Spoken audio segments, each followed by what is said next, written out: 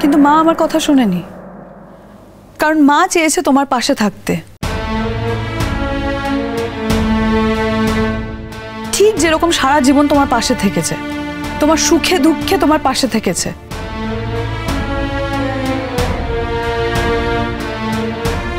তোমার এরকম অবস্থায় মা তোমাকে ছেড়ে যেতে চায়নি ভাবি।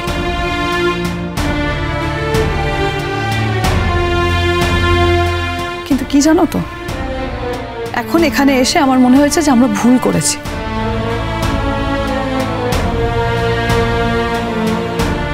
বড্ড বড় ভুল করেছি। কারণ জ্ঞান ফেরার পর তুমি কিন্তু আমনকে দেখতে চেয়েছো, আমাদের নয়।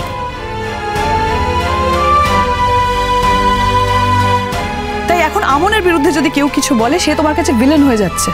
একেবারে চাইনি, একেবারে চাইনি আমি এটা।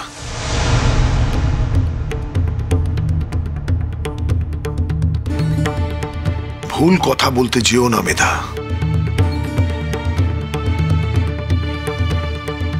তোমরা আমাকে ছেড়ে চলে গেছিলে, আমি কোনোদিন বলিনি তোমরা আমাকে ছেড়ে চলে যাও, কোনোদিন না।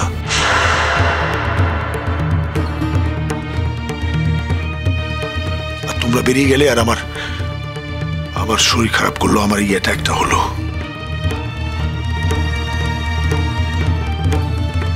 আর যদি আমন না থাকতো না, আমি হয়তো বেঁচেই থাকতাম না।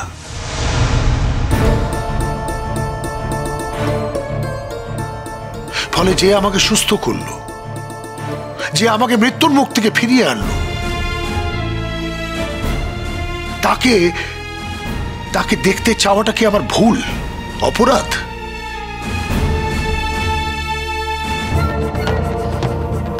সে এলো না বলেই ভেবে নিলে যে আমরা কিছু বলেছি তাই সে এলো না? আর তুমি এই ভাবনাটা আমাদের সম্পর্কে ভাবছো, এটা ভেবে আমাদের খারাপ লাগতে পারে এটা ভাবছো না? আমরা কি রোবট নাকি বনি? আমি এই ধরনের কোনো কথাই বলিনি মিমি। আমার প্রত্যেকটা কথা যদি ধরো, তার মানে বার করতে যাও, একটা অশান্তির সৃষ্টি করো, তার তো আমার কিছু করার নেই।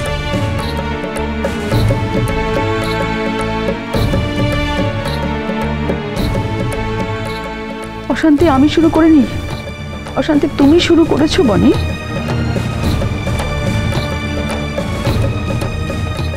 আজ এই বয়সে এসে যদি দেখতে পারি যে আমার চারিদিকটা, জগৎটাই বদলে গেছে, তখন তার সঙ্গে মানিয়ে নিতে তো একটু সময় লাগবে। আর সেখানে যদি নতুন কিছু যোগ হয়, তাহলে তো পুরনোকে জায়গা ছেড়ে দিতে হয়, তাই না বনি?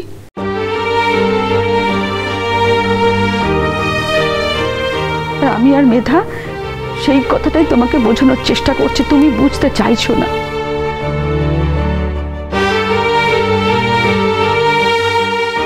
আবার আবার আবার আবার আবার আবার তোমরা একই কথা বলে যাচ্ছ, একই কথা বলে যাচ্ছ মিমি, কেন?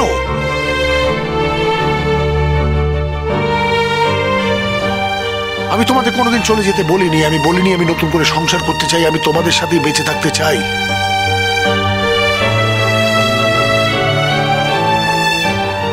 কেন কেন তোমরা আমাকে, কেন তোমরা আমার এই কন্ডিশনটা বুঝতে পারছো না? যাও, চলে যাও, যেতেই যদি হয় চলে যাও, আমি একা বাঁচতে শিখে নেব, কোনো অসুবিধা নেই। এই অশান্তি আমি আর নিতে পারছি না। চলে যাও, চলে যাও, আমার পাশে থাকতে হবে না, আমাকে একা ছাড়ো, ছেড়ে দাও। ডক্টর, ডক্টর দেখুন না, কি আপনি আসুন না, আপনি এক্সাইটেড হলেন কি করে? আপনি প্লিজ শুয়ে পড়ুন, শুয়ে পড়ুন প্লিজ। কি বললাম একটু সাবধানে থাকতে, প্লিজ। দেখি দেখি দেখি বাচ্চা দেখি। সিস্টার, সরবিটেট দিন, সরবিটেট ইমিডিয়েট। ওষুধগুলো হয়েছে তাই। ডক্টর,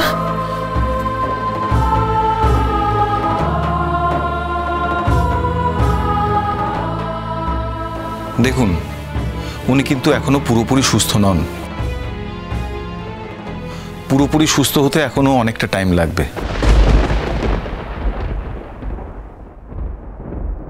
আর এর মধ্যে যদি অ্যাংজাইটির কারণে আবার নতুন করে কোনো অ্যাটাক হয় তাহলে কিন্তু আমরা ওনাকে আর বাঁচাতে পারবো না। এটা মাথায় রাখবেন। After operation please be very careful.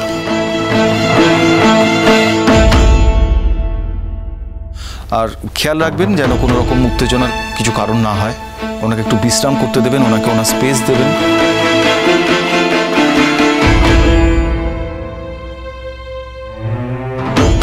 শারীরিক এবং মানসিক বিশ্রাম ওনার একান্ত দরকার, ঠিক আছে? ডক্টর, আজকে কি ওনাকে বাড়ি নিয়ে যেতে পারবো আমরা? হ্যাঁ, নিয়ে যেতে পারবেন, কিন্তু এক্ষুনি নয়, 1-2 ঘন্টা আমি দেখবো। উনি একটু রেস্টে থাকুন, তারপর কেমন থাকেন দেখে আমি ছাড়বো।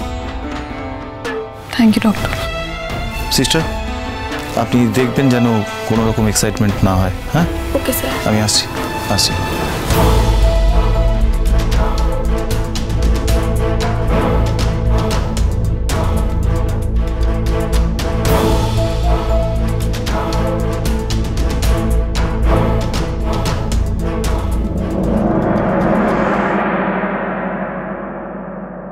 আমন, হ্যাঁ, তুমি আজকে ইন্টারভিউটা কখন নিতে যাচ্ছ?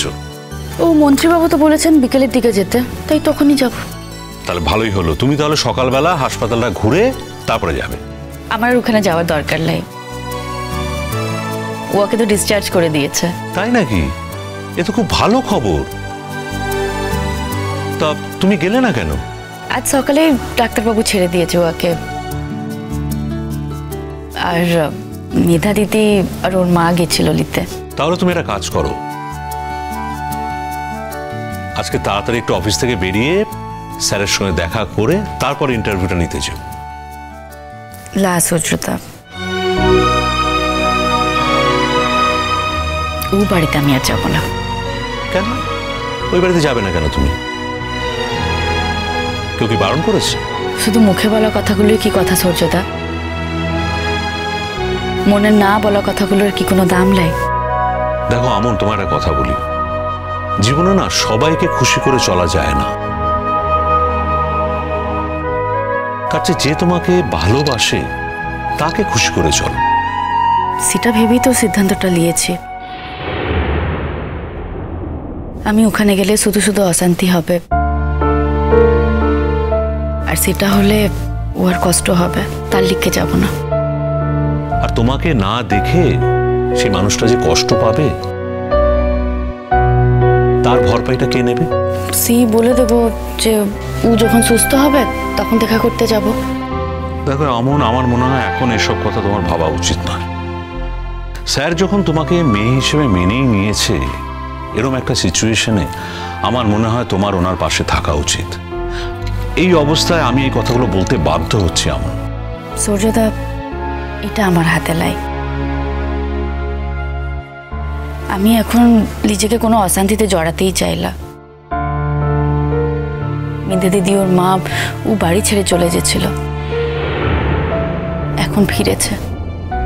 আমি গেলে যদি আবার কোনো অশান্তি হয় আর ওরা যদি বাড়ি ছেড়ে চলে যায়, সেটা খুব খারাপ হবে।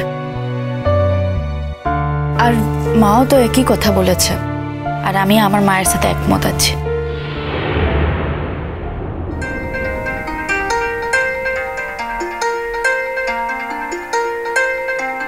বাবা, হ্যালো। হ্যালো। হে বাবা, কখন এলি হাসপাতাল থেকে? আমি তোর উপরে খুব রেগে আছি মা। কিসের লিখে বাবা? তুই আমার সাথে একদিনও দেখা করলি না। এদিকে জানতে পারলাম তুই রোজ হাসপাতালে আসতি। বাবা, হাসপাতালে তোর জ্ঞান ফেরার সাথে সাথেই কিন্তু আমি তোর সাথে দেখা করেছিলাম। তারপরেও তো তুই আসতিস, মানে আমার অপারেশন হয়ে যাওয়ার পরেও তো আসতিস। তাহলে আমার সাথে দেখা করলি না কেন মা? তোর সাথে কত লোকে দেখা করতে আসতো। আমি ওখানে গেলে তো আমার সাথে কথা বলতিস, ওদের সাথে কথা বলতিস না, তো ওদের খারাপ লাগতো না? আর সবাই তোকে কতও ভালোবাসে। আর বেশি কথা বলো তো তোর শরীরের পক্ষে ভালো না, তার লিগে আমি যেতাম না। তোর কি একবারের জন্য আমাকে দেখার ইচ্ছে করতো না মা?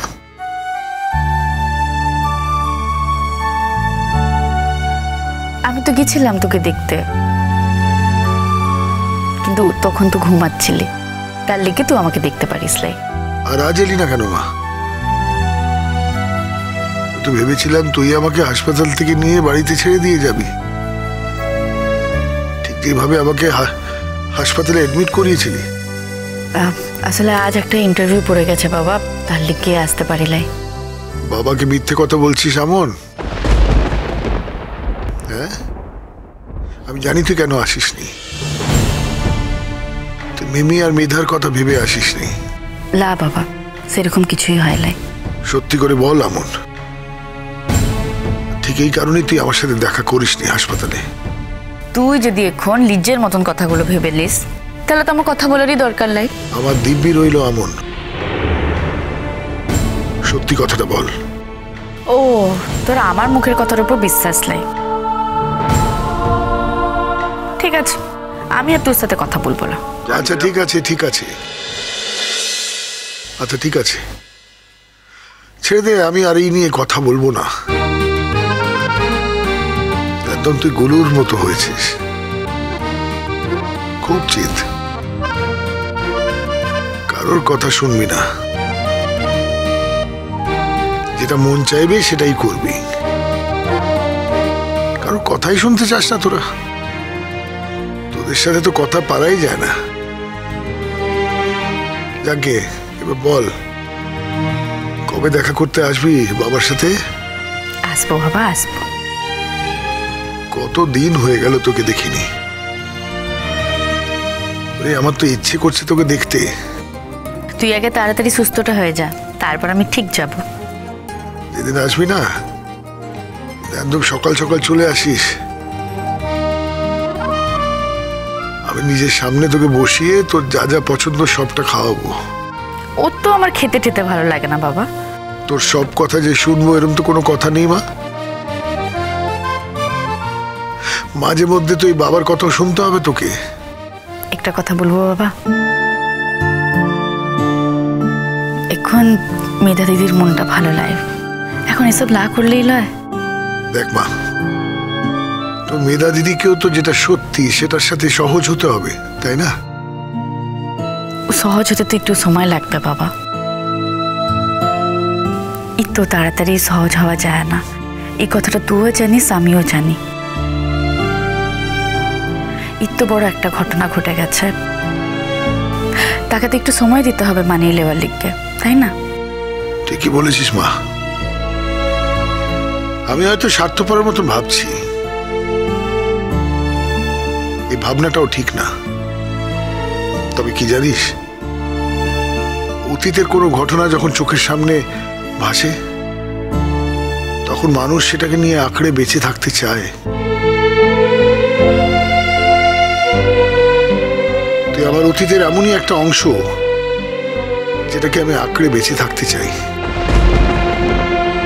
তোকে আঁকড়ে ধরে আমি পুরনো সময়গুলোকে দেখতে চাই। অতীত কিভাবে ধরে রাখতে লাই বাবা? যা গেছে সেটা গেছে, তুই নিজের আজটাকে ধরে রাখ। এই বললে চলে না আমন। অতীতের দায়িত্ব তো আমাদেরই, অতীতের দায়িত্ব নিতে হয়, দায়টাকে তো আমরা এড়াতে পারি না। আমি তোকে দায়মুক্ত করলাম, তুই আমাকে মেয়ের স্বীকৃতি দিয়েছিস, আমি তোকে বাবা বলার সুযোগটা পেয়েছি। আমার এর থেকে বেশি আর কিচ্ছু চাই না বাবা। তুই দায়মুক্ত করলেই আমি দায়মুক্ত হয়ে যাব আমন, এটা ভাবলে তো চলবে না। দেখ মা, মিমি আর মেধার প্রতি আমি কোনো অন্যায় করিনি, অতীতেও করিনি, আজও করছি না। তুই যতটা আমার মেয়ে, মেধাও ততটাই আমার মেয়ে। মেধা হয়তো এখন বুঝতে পারছে না, কিন্তু একদিন না একদিন ঠিক বুঝবে। মনটা এখন ভালো নেই তো, ওর জীবনে এত ঝড়ঝাপটা গেছে যে জীবনটাই বদলে দিয়েছে, ওর চিন্তাধারাটাকেই বদলে দিয়েছে। কিন্তু দেখিস এমন দিনও আমি দেখে যাব যেখানে তোকে চোখে হারাবে। তোরা দুই বোন মিলে আমার অফিস সামলাবি। তুই তো একটু নরম, মেয়েটা আর একটু হার্ড, শক্ত, তাই ওকে আমি অ্যাডমিনিস্ট্রেশনের দিকটা দেব, আর তুই সব দিকে ক্রিয়েটিভটা দেখবি। সব জায়গা থেকে গল্পগুলো এক জায়গায় করবি। বাস, তখন আমার আর কোনো দায়বদ্ধতাই থাকবে না। মনের মতো করে আমি নিজের রিটায়ারমেন্ট কাটাবো। আর যদি নাতি নাতনি হয়ে যায় তাহলে তো আরো ভালো। তাদেরকে নিয়ে আমার সময় কেটে যাবে, তোদেরকে তখন চিনতেই পারবো না। আরে এখন যে আমার হাতে এত সময়, তোদের ডাকছি বারবার। আমার নাতি নাতনি হয়ে গেলে তখন আমার কাছে সময় থাকবে না তোদের ফোন করার। ঠিক আছে, এবার থাম কিনে। সারা জীবনের গল্প কি আজকেই করে ফেলবি? তুই তাড়াতাড়ি সুস্থ হয়ে ওঠ, আমি তোর সাথে দেখা করতে যাব।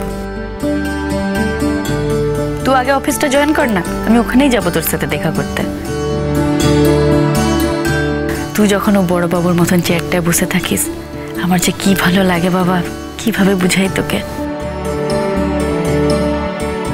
প্রথম দিন মনে আছে তোকে যেভাবে দেখেছিলাম, আমি তোকে ওভাবেই দেখতে চাই।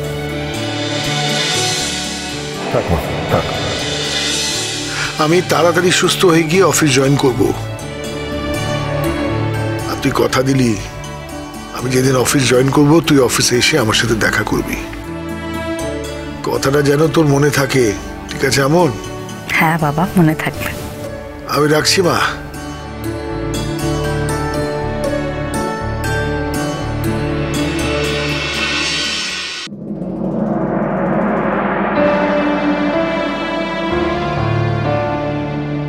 একজন বিজ্ঞাপন দেয় বলে তার 7 খুন মাপ হয়ে যাবে, এটা কি আপনার বিচার? Just shut up and get out. আমি এনশিওর করব আমার কোম্পানির চাকরি তো দূরের কথা, তুমি কলকাতা শহরে কোনো খবরের কাগজে তুমি চাকরি পাবে না, কোনোদিন পাবে না।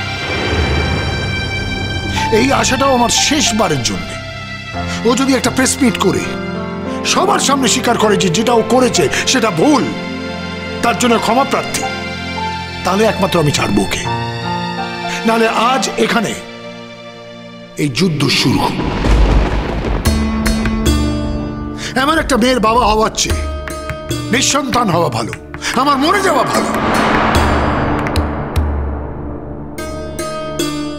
কালকের মধ্যে যদি আপনি আমার মাকে স্বীকার না করেন, তাহলে আমি বিকেলে প্রেস মিট ডাকবো। এত বড় সাহস আমার সামনে দাঁড়িয়ে তুমি প্রেস মিটের কথা বলছো?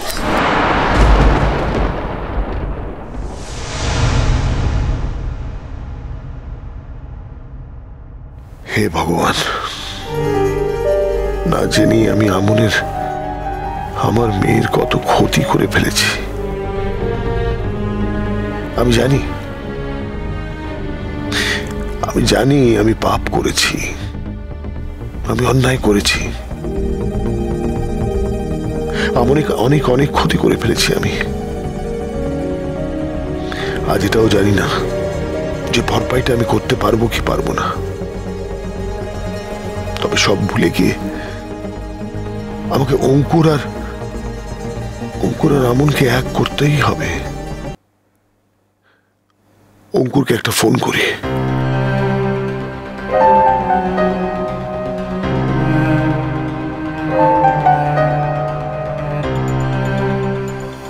হ্যালো অঙ্কুর। হ্যাঁ আঙ্কেল বলুন, কেমন আছেন আপনি? এখন ভালো আছি বাবা। বাড়ি কবে ফিরলেন? গতকাল বিকেলে। এখন একটু সাবধানে থাকবেন, একদম টেনশন করবেন না। জানি আপনার কাজের খুব চাপ, কিন্তু তাও একটু সাবধানে থাকতেই হবে। টেনশন কি সাধে করি অঙ্কুর? আমাদের নিউজ পেপারের অবস্থা খুব একটা ভালো না, খুব শিগগিরই নতুন স্কিম শুরু করতে হবে, যাতে আমার খবরের কাগজের সার্কুলেশন বাড়ে। দেখো, এটা তো রেগুলার বিজনেস। আমি একটা বিজনেসম্যান, আমি বুঝি যে ব্যবসায় আপ এন্ড ডাউন তো থাকবেই, ওইসব আমার কন্ট্রোলে আছে। আমি চিন্তা করি রিয়েল প্রবলেম নিয়ে, অন্য চিন্তা আছে আমার। বুঝতে পারছি uncle. Uncle, I am sorry. দেখুন, আমার জন্য আপনাদের বারবার অপদস্থ হতে হচ্ছে, কিন্তু কি করব বলুন? ভালো তো আমি শুধু আমনকেই বেসেছি। তবে হ্যাঁ, এটা ঠিক যে আমি সবসময় সত্যের সাথ দিতে চেয়েছি, সত্যের সঙ্গে থাকতে চেয়েছি। যখন লোয়ার কোর্টের রায় বেরোলো, যেখানে প্রমাণ হলো যে আপনারা ঠিক কথা বলেছিলেন, আর আমারও তখন মনে হয়েছিল যে মৃণালিনী দেবী মিথ্যে অপবাদ দিচ্ছে, মিথ্যে কথা বলছে, আর আমন তার সাথ দিচ্ছে।